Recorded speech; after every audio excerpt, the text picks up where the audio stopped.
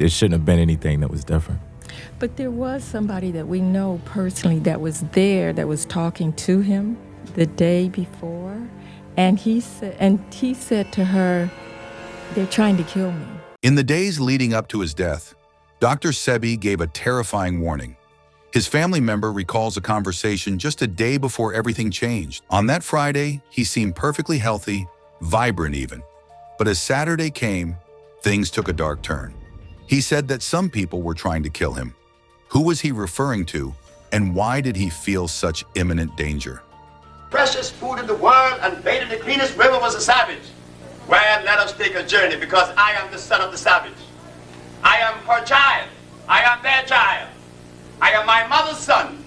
Fortunately for me, she is, has been, and will always be the only entity that I would ever listen to. No one else, nobody else. No philosophy or no one else, my mother.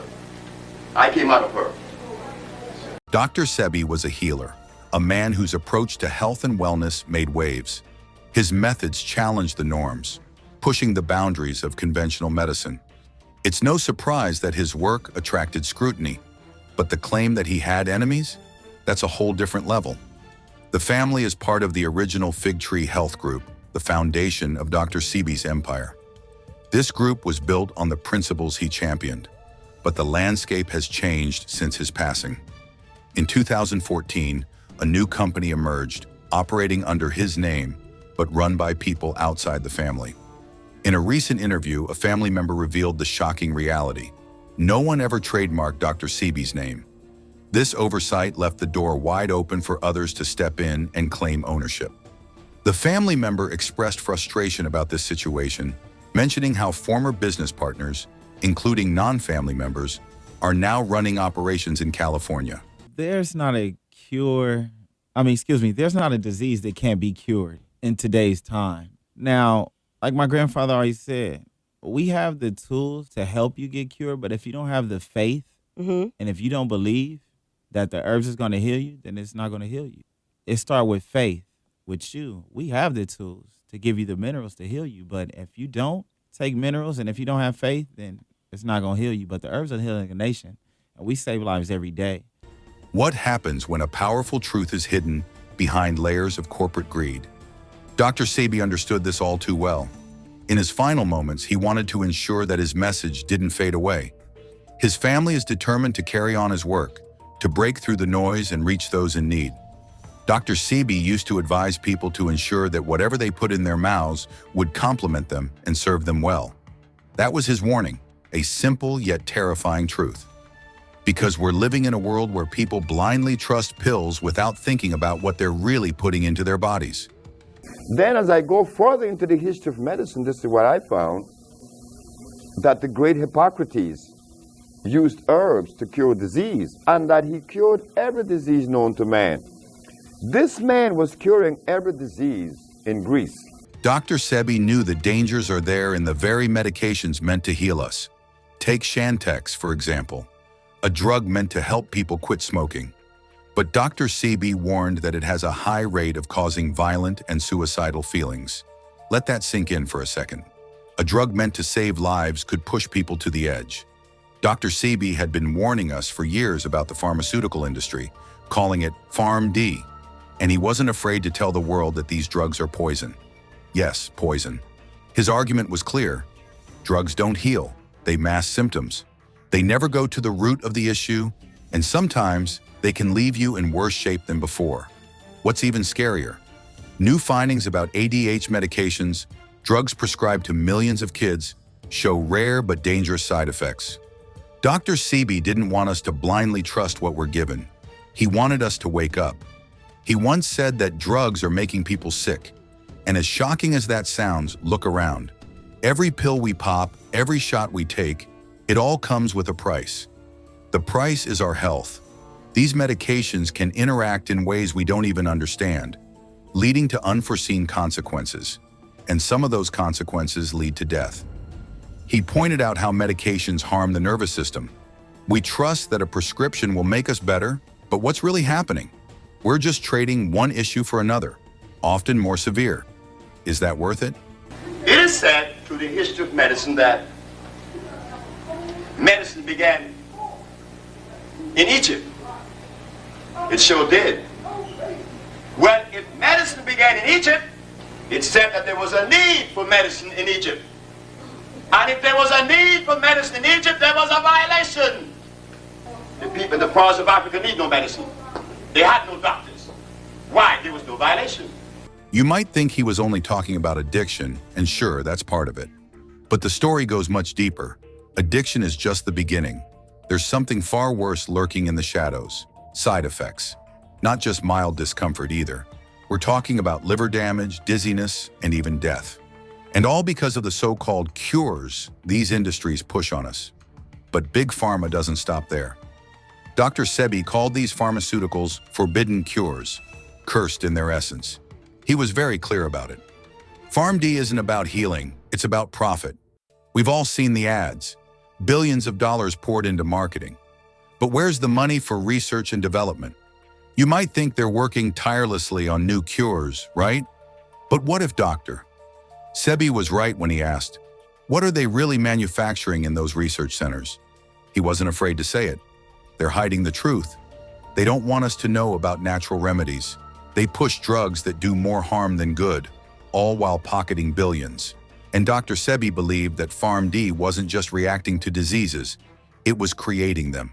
He claimed they're out here inventing illnesses just to sell us more drugs. It's all part of a massive manipulation. The research they fund, the doctors they influence, and the media they control, it's all to keep their money machine running. He pointed out that the people of Africa didn't need medicine.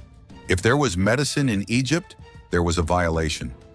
Dr. Sebi knew that nature provided what we needed to heal ourselves. The pharmaceutical industry, in his eyes, was a multi-billion-dollar monster that cared nothing for health, only profits. Did we wear clothes? No, we didn't wear any clothes.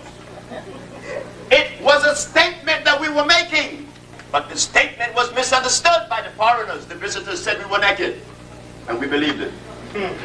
They said we were naked. Could you imagine a man standing here without no clothes? Since creation? How old is creation, ladies and gentlemen? Nobody knows. But since creation, we lived in the forests of Africa without no clothes. And one day some strangers came and said, you are naked. And because we, their children, have negated them and misinterpreted our parents, we become like embarrassed because our parents lived in Africa without no clothes. Yes, they have no clothes. See, body without no clothes receives oxygen. They sell us on the idea that their pills and injections are the solution to our health problems. But as Dr. Sebi warned, these drugs often cause more problems than they fix. The whole system is based on a lie, a flawed understanding of the human body. They believe they can mask symptoms and call it a cure. But as Sebi explained, that's not how the body works. It's a complex, interconnected system. You can't throw a pill at it and expect real healing. We need to address the root causes of disease, not just cover up the symptoms.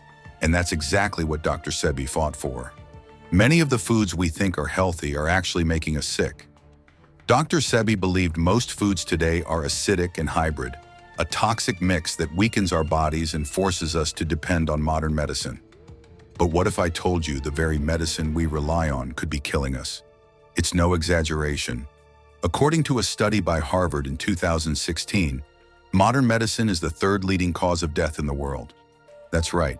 Pharmaceuticals are taking more lives than diseases like diabetes or obesity. So what foods are we talking about here? Meat, dairy, and processed foods. These are the silent killers, acidifying our bodies and throwing off the natural balance. You might feel fine today, but over time, these acidic foods lead to chronic conditions like inflammation, fatigue, joint pain, and even cancer. Dr. Sebi saw it all. These foods were the real culprits behind our health crises. Dr. Sebi also spoke out against hybrid foods, like genetically modified organisms and crossbred plants. These are ticking time bombs, waiting to wreak havoc on our bodies. And guess who profits from the damage? The pharmaceutical industry. They sell us the sickness with these hybrid foods, then turn around and sell us the cure in the form of pills and medication. He asked a simple question: why aren't natural healers being highlighted? Why are they being silenced? Dr. Sebi believed there was a hidden agenda at play, one that kept people in the dark about the truth. If I take a very healthy human being and lay them on the table and not move them for a month, when I raise them, what are they going to have on their back? A bed stool. And inside that bed stool would be some little worms, isn't it? Sure. But where did the worms come from and where were they birthed? In the man himself. According to him, natural remedies, real cures, were more effective than pharmaceutical drugs. But nobody was talking about them. Why? Dr. Sebi claimed it was because the truth was being buried. Instead of promoting natural healing foods, the world was flooded with harmful drugs and toxic treatments. Even if it kills me, I'm going to live truth. And truth is, the Bible says that the herbs are for the healing of the nations. But the preacher, when he gets sick, he will get a chemical. What is the message he's sending to God? Come on, just be truthful. Let us be truthful today. If never again in our life, let us be that today. Why do we go to see the doctor to give us a chemical when the Bible says the herbs are for the healing? He believed the key to health was in natural alkaline foods, not man-made hybrid foods or acidic diets, but the plants that come from the earth. Sebi warned that if people ate something that God didn't make, they were running the risk of disease. It has to be as old as creation, because the components that is going to address healing or bring about healing has to be one that is considered native geologically. Native plants are natural plants. He wasn't just talking about diet. He was calling for people to take control of their health, their life, their future. He urged people not to believe the hype and to question the pharmaceutical industry, stating that their bodies were alkaline, not acidic, and that the body is designed to heal itself. What Dr. Sebi was really pointing out was a war between natural healing and the pharmaceutical industry. And he didn't back down. He claimed that the medical world was ignoring the pH factor, something he saw as crucial in healing. Healing wasn't supposed to be complicated. It was just about giving the body what it needed: natural foods, natural herbs, and the right balance of pH. Like I said to you, I came to you with something that you already know. I gave a lecture at the WNIB about carrots, and everybody said that I was crazy. Because the herbs have helped me to understand, to be somewhat patient. Dr. Sebi didn't stop at food. He stressed the power of the mind-body connection. Stress management, meditation, and positive thinking were part of his formula. He developed products based on this philosophy, like African biomineral balance and electric food, meant to restore cellular health and vitality. He also recommended natural supplements like sea moss, burdock root, and elderberry as powerful alternatives to harmful drugs. But his beliefs made him a target. Many ridiculed him. Some even called him a witch doctor, because he didn't follow the accepted path of Western medicine. He wasn't legally accepted as a doctor, even though he proved time and again that his patients were healed. He faced charges and investigations, but he stood his ground and won in court. Despite the opposition, Dr. Sebi's message was unstoppable. His methods were scrutinized, but his legacy lived on. To those who called him a fraud, he had only one response: look at the results. Olingo is a word that came out of the Congo, which means love. Love. Love meaning that we have reached a level of acceptance, of self-acceptance. And in so doing, I love everybody. I love everybody. Dr. Sebi died in 2016, but his message didn't. He left behind a legacy of healing, a terrifying warning, and a challenge to the world. Take control of your health before it's too late.